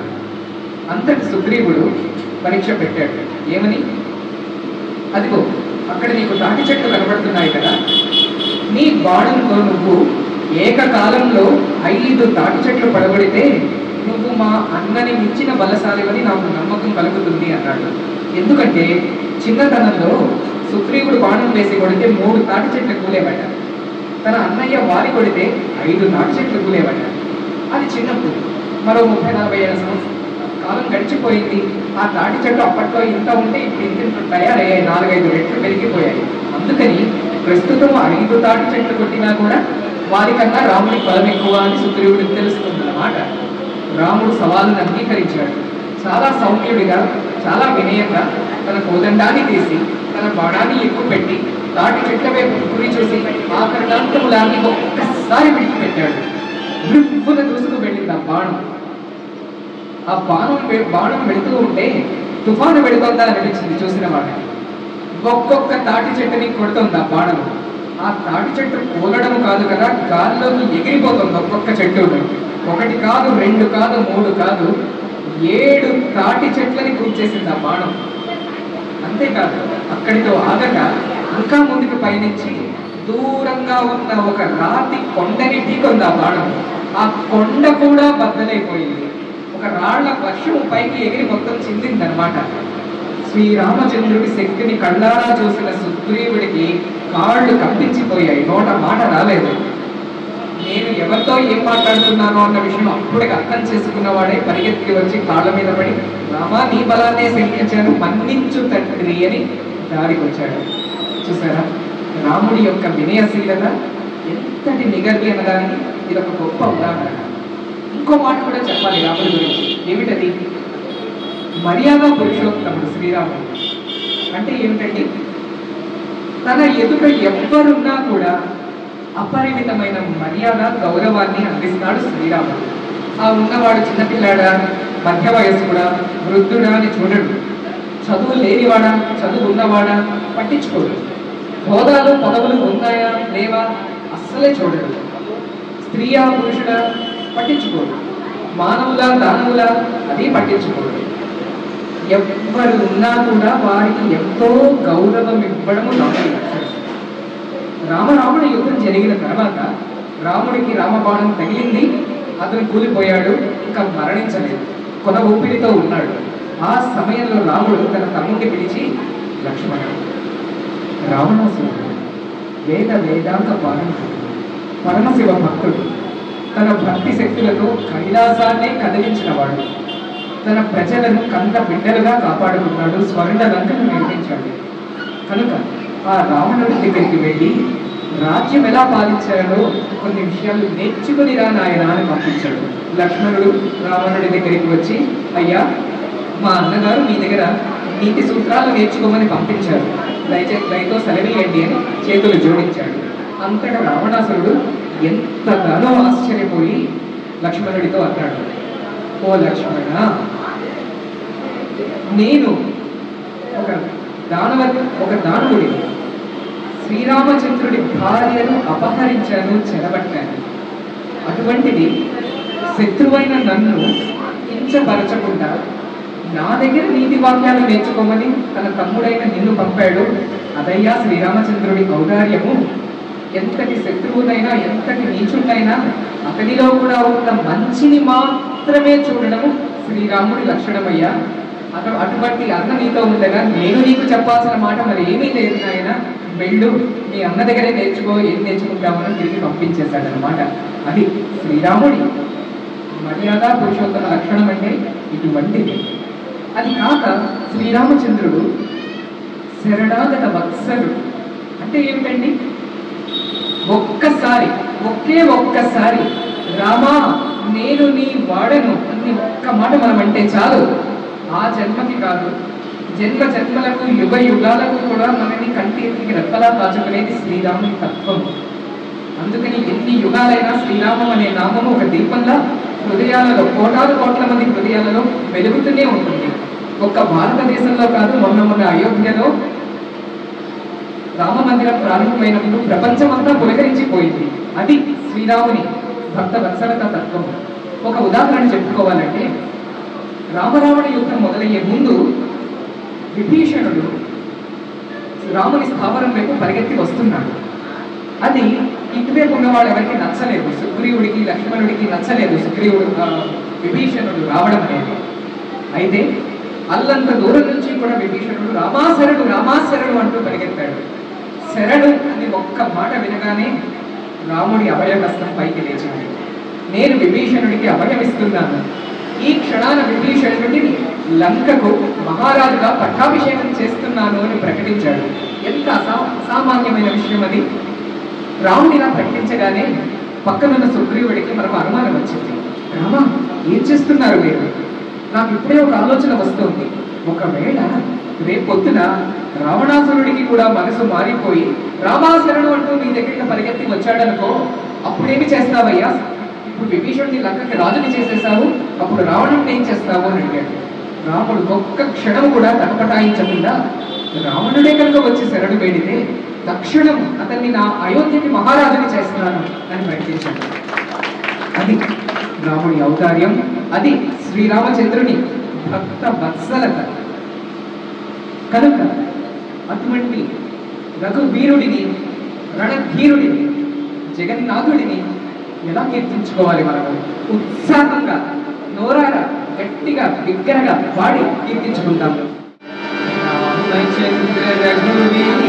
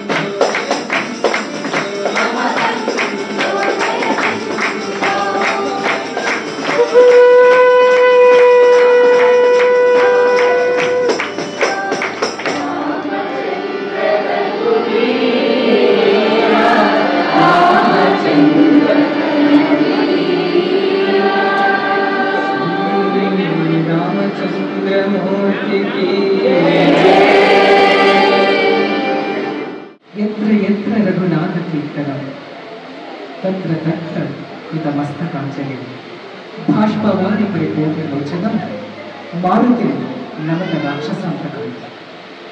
ఎక్కడ రాముడి గురించి సంకీర్తన జరుగుతుందో అక్కడ కొలువై ఉంటాడు మన ఆంజనేయుడు. ఆంజనేయ స్వామి మనకి ఆరాధ్యుడు మాత్రమే కాదండి, ఆదర్శ పురుషుడు కూడా. ఎన్ని విధాల జీవన పాఠాలను మనకి నేర్పించాడు హనుమంతుడు. ఒకటి చెప్పుకోవాలంటే కుశాగ్ర బుద్ధి. కుశాగ్ర బుద్ధి అంటే బాగా చురుకుగా పనిచేసే బుద్ధి బలము. ఏ సమయంలో ఏం మాట్లాడాలి, ఎవరితో ఎలా నడుచుకోవాలి, ఇటువంటి విషయాలు హనుమంతుని చూస్తే మనం నేర్చుకోవాలి. ఒక ఉదాహరణ చెప్పుకోవాలంటే సముద్రాన్ని లంఘించి లంకకి చేరుకున్న తర్వాత సీతమ్మ దగ్గరికి వెళ్ళాడు హనుమంతుడు. బయట లంకిని దగ్గర అతి పెద్ద రూపాన్ని దాల్చి ఆమెను భయభ్రాంతులకు గురిచేశాడు. కానీ లోపల సీతమ్మ దగ్గరికి వెళ్ళినప్పుడు అంత పెద్ద ఆకారంతో వెళ్ళలేదు. ఒక చిన్న పిల్లకోతి చిన్న వానరం రూపంలో పెట్టి చెట్టు మీద కట్టి రామనామాన్ని జపించాడు. సీతమ్మ నమ్మకము చూరుకున్న తర్వాత మాత్రమే కిందకి దిగి సీతకి ఎదురుపడ్డాడు. సీతతో అన్నాడు, తల్లి, త్వరలో రావణ సంహారం జరగనున్నదమ్మా. వేల కొద్ది వానర సైన్యంతో శ్రీరామచంద్రుడు కదలి వస్తున్నాడమ్మా, నువ్వు ఇంకా దిగులు పడకు అన్నాడు. సీత పాపం ఏమీ తెలియని దానివల్లే ఒక మాట అడిగింది, వానర సైన్యమా? వానర సైన్యంతో ఇంత భయంకరమైన రాక్షస సైన్యాన్ని నా రాముడు ఎలా ఎదుర్కోగలడు హనుమా అని ప్రశ్నించింది అమాయకంగా. అప్పుడు హనుమంతుడు అన్నాడు వెంటనే, తల్లి, ఏమంటున్నావు? నేను వానరాన్ని అనుకుంటున్నావు కదా, నాకు కూడా కొద్దిపాటి శక్తి ఉన్నది తల్లి, ఒక్కసారి నా నిజ రూపాన్ని దర్శించు అంటూ అమాంతం పెరిగిపోయి పంచముగా ఆంజనేయుడిగా పర్వతాకారుడై ముందు నిలిచాడు. మళ్ళీ యథారూపానికి వచ్చి, తల్లి చూసావు కదా, నేను రామ సైన్యంలో ఒక అత్యంత సామాన్యమైన వానరుడు. నా పోటీ వీరులు రాముడి దగ్గర కొల్లలు ఉన్నారు. నన్ను మించిన వీరులు కూడా ఎందరో లేకపోలేదు. ఇప్పుడు చెప్పు తల్లి, మరి రాముడు మా అందరితో కదిలి వస్తే మరి విజయం తథ్యమే కదా అని సీతలో ఎంతో నమ్మకాన్ని పెంపొందించి వెళ్ళాడు. తర్వాత ఏం చేశాడు, రావణాసురుడి ముందు కూర్చున్నాక తన తోకకి నిప్పంటించాడు కదా రావణాసురుడు. వెంటనే ఎగిరి వెళ్ళి గుమ్మానికి గడపకి కిటికీకి మొత్తం నిప్పంటించి లంకా నగరాన్నే భస్మం చేసి పారేశాడు. ఎందుకని? అదేమైనా కోతి చేస్తా అనుకుంటున్నారా? కానే కాదు. ఒక్క వానరుడే వచ్చి ఇంత పెద్ద లంకా నగరాన్ని భస్మం చేసేస్తే ఇంకా వేలకి వేలు లక్షల వానర సైన్యం ఎంత శక్తివంతమైనది అన్న ఆలోచన రావణాసురుడి మనసులో కల్పించడానికి ఆ పని చేశాడు. అన్నంత పని అయ్యింది. రావణాసురుడి గుండెల్లో గుబులు పట్టుకుంది ఒక్క హనుమంతుడిని చూడగానే. అది హనుమంతుడుకున్న కుశాగ్ర బుద్ధి. ఇక హనుమంతుడుకున్న మరో అద్భుతమైన లక్షణము శరణాగతి, సంపూర్ణ శరణాగతి. హనుమంతుడి ప్రభువైన రాముడికి శరణాగత వత్సలత, హనుమంతుడిది శరణాగతి. ఇద్దరికిద్దరే. రామదూతగా రావణాసురుడి దగ్గరికి వెళ్ళిన వారు ఇద్దరు కదండి.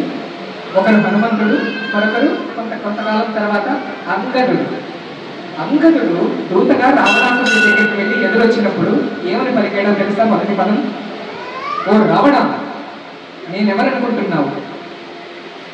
ఏ మహావీరుడైతే తన తోకతో నిన్ను చుట్టి సముద్రంలో 3 సార్లు ముంచి తెచ్చాడో ఆ వాలి యొక్క కొడుకును నేను అంగదుడను అని చెప్పాడు. హనుమంతుడు కూడా వెళ్ళాడు రావణాసురుడి దగ్గరికి. తనని తాను ఎలా పరిచయం చేసుకున్నాడు? దాసోహం కోసలేంద్రస్య అన్నాడు హనుమంతుడు మాత్రం. అంటే ఏమిటి? నేను కోసల దేశాన్ని పరిపాలించే ప్రభువు శ్రీరామచంద్రుడి సేవకుడికి బంటుని అని పరిచయం చేసుకున్నాడు. అంతే తప్ప నేను ఇంతటి బలవంతుణ్ణి, అంతటి శక్తివంతుణ్ణి అన్నాడండి? లేదు. హనుమంతుడికి ఉన్నది ఒకే ఒక గుర్తింపు. మన ఆంగ్ల భాషలో కాదు, ఐడెంటిటీ అంటాం మనం. ఐడెంటిటీ. హనుమంతుడికి ఉన్న ఏకైక ఐడెంటిటీ రామ భక్తుడిగా, రామ బంటుగా. ఇప్పుడు మన గురించి మనం ఒక్కసారి ఆలోచించుకోవాలి. అబ్బో మనకున్న ఐడెంటిటీల గురించి మనం అడగండి ఎవరు కూడా. నేను డాక్టర్ని, నాకు ఒక ఐడెంటిటీ, తనొక స్టూడెంట్ తనకు ఐడెంటిటీ, బాగా పాడగలిగితే తనకొక ఐడెంటిటీ. ఇంకా మన జెండర్తో కూడా మనం పోల్చుకుంటాం. మగవాడిగా ఐడెంటిటీ, వృద్ధుడిగా ఐడెంటిటీ, కుర్రవాడిగా ఐడెంటిటీ, స్త్రీగా ఐడెంటిటీ, తల్లిగా, తండ్రిగా, భర్తగా, వ్యాపారిగా, ఇల్లాలిగా, ఇంకా మన జాతి, మతము, కులము ఇంకా అడగద్దు, అన్నిటిలో చిక్కుకుపోయి ఉంటాం. ఎందుకు వచ్చిన ఐడెంటిటీలు మనకి ఇవన్నీ బూడిదలో పోసేసి ఒక్క ఐడెంటిటీ పెట్టుకుందాం. ఏమిటది? హనుమంతుడు చెప్పాడు కదా, రామదూత రామ బంధు. చాలా అదొక్క ఐడెంటిటీ జీవితానికి సరిపోదా మనకి? మనల్ని తరింప చేసేది మన ఈ ఐడెంటిటీగా, ఆ ఐడెంటిటీగా? ఇది మనం హనుమంతుడి నుంచి నేర్చుకోవలసింది. హనుమంతుడి శక్తికి, భక్తికి మెచ్చిన సీతమ్మ వారు హనుమంతుడిని ఒకరోజు ఆయనకి ఆనందం కలుగజేయాలన్న సంకల్పంతో ఆశీర్వదించారు. ఏమని? హనుమ, శాంతుడవై, బలవంతుడవై, గుణవంతుడవై, హనుమంతుడివై భక్తులు నాయన అంది సీతమ్మ. హనుమంతుడు తప్పు చేసిన వాడిలాగా తలదించుకొని ఉన్నాడు. ఉలుకు పలుకు లేదు, మొహంలో నవ్వే లేదు. సీత ఒక్క క్షణం ఆలోచించి మరో మాట అంది. మృత్యు అనేది లేకుండా చిరంజీవిగా కలకాలం వర్తిల్లు హనుమ అంది. ఇంకా తల వాలిపోయింది హనుమంతుడు. ఇంకా ఏడుపు ఒకటే తక్కువ అన్నట్లుంది ఆయన మొహం. సీతమ్మ ఆశ్చర్యపోయి ఆలోచించింది. హనుమంతుడికి ఏమీ కూడా సుఖాన్ని ఇవ్వట్లేదు, సంతోషాన్ని ఇవ్వట్లేదు అని ఆలోచించి అప్పుడు అంది, హనుమ, నీ ప్రభువైన శ్రీరామచంద్రుడు నిన్ను అమితంగా ప్రేమించుగాక అంది. అంతే, ఆకాశంలో ఎగిరాడు హనుమంతుడు. ఇంక నేల మీద ఉంటే ఒట్టు కుప్పి గంతులు వేస్తూనే ఉన్నాడు, ఎగిరికి ఎత్తేస్తున్నాడు. ఇంకా ఆనందం పట్టలేకపోయాడు అన్నమాట. అది మనం కోరుకోవలసినది. మనం ప్రభువైన రాముడు మనల్ని ప్రేమించాలనే తప్ప ఎంతకాలం ఈ ప్రపంచం గురించి, లోకం గురించి ఆలోచించి అలిసిపోయి ముసలైపోతాం చెప్పండి? ఇప్పటికైనా మనం సాధించాల్సిన కార్యాలు, అందుకోవాల్సిన మోక్షాలు ఉన్నాయి కదా. కాస్త పాటుపడాల్సిన సమయం. ఈ ఆదర్శాన్ని అందించినది సాక్షాత్తు మన హనుమంతుడే. ఇక హనుమంతుడు అన్న పదం గుర్తురాగానే మనకి మొట్టమొదటి గుర్తొచ్చేది ఏమిటండి?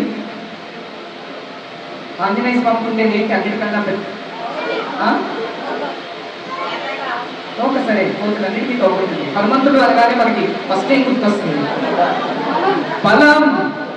బలం కదా. హనుమంతుడు అంటేనే మనకు గుర్తొచ్చేది ఆ బలం. బలవంతుడని మనందరికీ తెలుసు, కానీ ఎంతటి బలవంతుడో ఎవరికైనా తెలుసా? అది కూడా ఒక వర్ణన వాయు పురాణంలో ఉందండి. ఏమిటంటే, ఒక ఏనుగుకి ఎంత బలం? నిండా ఇటుకలు మోసగెడుతున్న ఒక లారీ ఎదురొస్తే ఒక్కసారి దొండంతా కొట్టిందంటే లారీ బోల్తా పడిపోతుంది. 4 లారీలు కూడా ఒక్క ఏనుగు బోల్తా కొట్టించేయగలము. ఒక్క ఏనుగుకి ఎంత బలమైతే 10,000 ఏనుగులకి ఎంత బలము? అంత బలము ఒక ఐరావతానికి.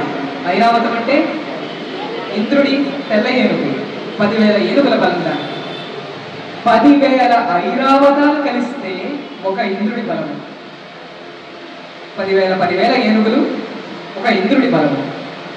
అలాంటిది ఏకంగా 10,000 ఇంద్రులు కలిస్తే హనుమంతుడి బలము కాదు, హనుమంతుడి ఒక్క రోమానికి ఉన్న బలము. అది వర్ణన. ఒక్క రోమానికి అంత బలం ఉంటే ఇంకా హనుమంతుడి వేలికి, చేతికి, కోటికి, కాలికి, కండకి ఎంతటి బలం ఉంటుంది? ఊహకందట్లేదు కదా మనకి ఇప్పటికీ. ఒకసారి ఏం జరిగిందంటే, రావణ యుద్ధం హోరాహోరీగా సాగుతుందండి. రావణాసురుడి వైపు ఉన్న మహావీరులంతా ఒక్కొక్కడే చచ్చిపోతున్నారు. కుంభకర్ణుడు చచ్చిపోయాడు. మేఘనాథుడు అంటే ఇంద్రజిత్తు కూడా నేల కొరిగాడు. ఆ సమయంలో ఇంక ఎవ్వరూ లేకపోయేసరికి ఆఖరి అస్త్రంగా రావణాసురుడు తన కొడుకైన నరాంతకుడనే రాక్షసుడిని పిలిపించాడు. అత్యంత భయంకరుడు నరాంతకుడు. ఎందుకనో తెలుసా? తానొక్కడే అనేక సార్లు స్వర్గలోకం మీద దాడి చేసి ఇంద్రుడిని పాదాక్రాంతుని చేసుకున్నవాడు నరాంతకుడు. అతనికి ఉన్న మరొక లక్షణం ఏమిటంటే, తనకున్న సైన్యము భూమండలం పైన మరొకరికి లేదు ఆ రోజుల్లో. ఎంత సైన్యమో తెలుసా? 72 కోట్ల సైన్యము.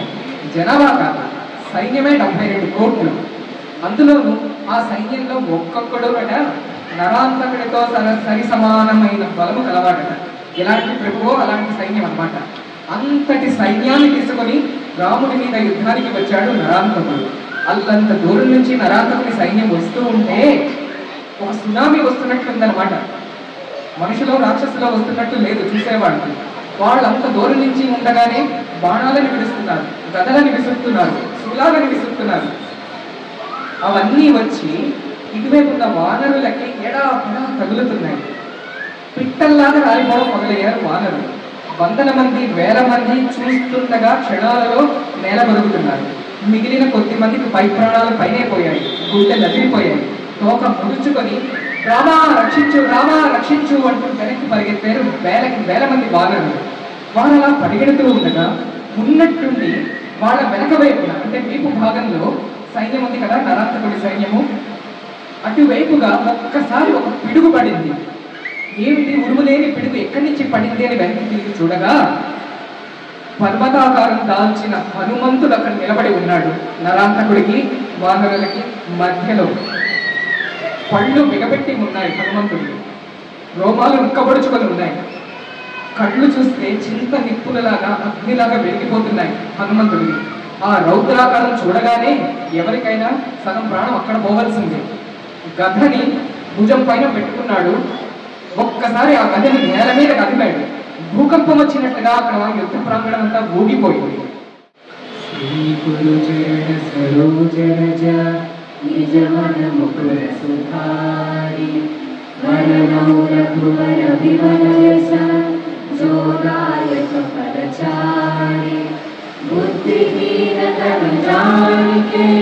सुमिरो पवन कुमार बल बुद्धि विद्या देव मोहि हरहु कलेश विकार।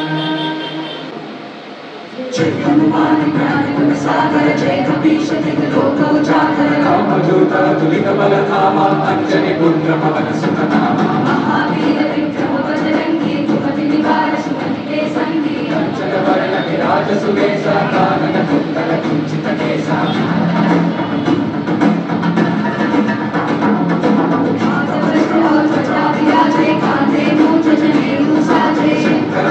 केसरी नंदन तेज प्रताप महाजग वंदन व्यापार पुनीत चातुर राम काज करते को आतुर चरित्र सुनिए को रसिया राम लखन सीता मन बसिया सूक्ष्म रूप धरि दिखावा विकट रूप धरि अंगद रामा भीम रूप धरि असुर संहारे रामचंद्र के काज सवारे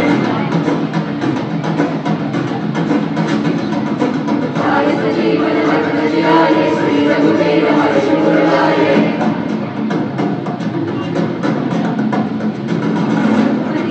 बहुत बड़ाई महावीर बल सब भाई सहस्रवदन तुम रोय सगावे असकल श्रीपति कंठ लगावे सनकादिक ब्रह्मादि मुनीषा नारद सारद सहित ईसा जब कुबेर दिग्पाल चाहते कवि गोविंद कर सने कमाते तुम उपकार सुग्रीव कीना राम मिलाए राजपद दीना तुम्हारो मंत्र विभीषण माना लंकेश्वर भय सब जग जाना सहस्र योजन भय भानु योगानु मधुर फल जानु पुत्रिका मेरी मुख माही जन दिलाय कई रचन चलाए दुर्गम काज जगत के जेते सुगमालो प्रभु बड़े देते राम द्वारे तुम रखवारे हो तन आज्ञा बिन पैसारे सब सुख लगे तुम्हारी शरणा तुम रक्षक काहू को डरना आपन तेज संभालो आपे तीनों लोक हाथे कांपे रूप पिशाच निकट नहीं आवे महावीर जब नाम सदावे नासे रोग हरै सब पीरा जपत निरंतर हनुमत वीरा संकट से हनुमान छुड़ावे मन कर वचन ध्यान जो लावे सब पर राम तपस्वी राजा जिनके काज सकल तुम साजा और मनोरथ जो कोई लावे सोई अमित जीवन फल पावे चारों युग परिताप तुम्हारा है बड़ सिद्ध जगत उजियारा साधु संत के तुम रखवारे असुर निकंदन राम दुलारे अष्ट सिद्धि नव निधि के दाता असवर करी प्रकारति वाता राम रसायन तुम्हारे पासा सदा रहो रघुपति के दासा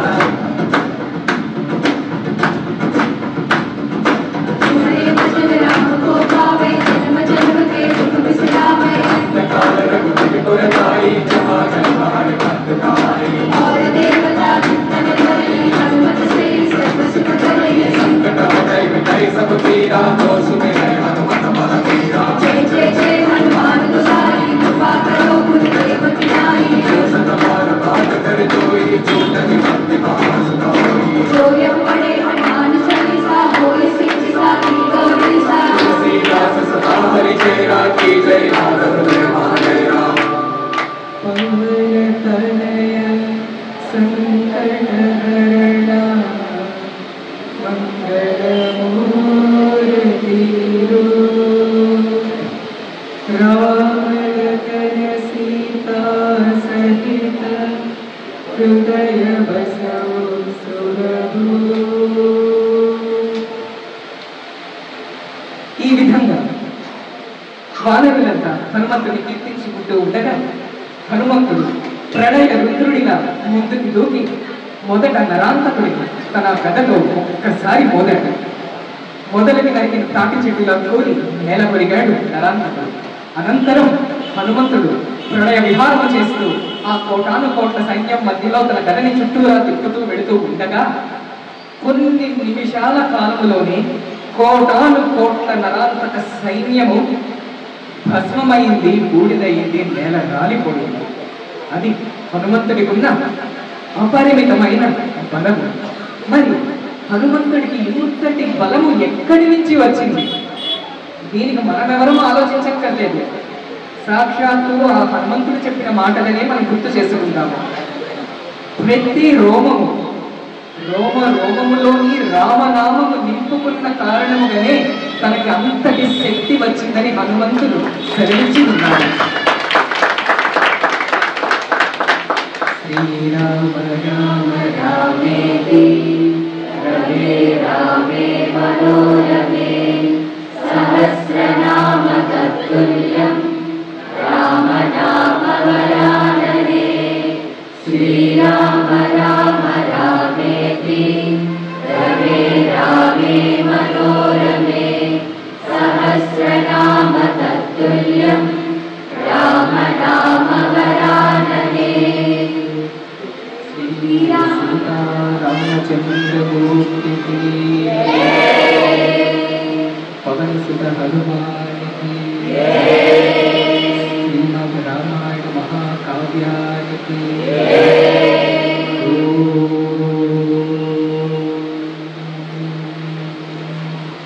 శాంతి శాంతి శాంతి. సర్వం శ్రీ సీతారామార్పణమస్తు.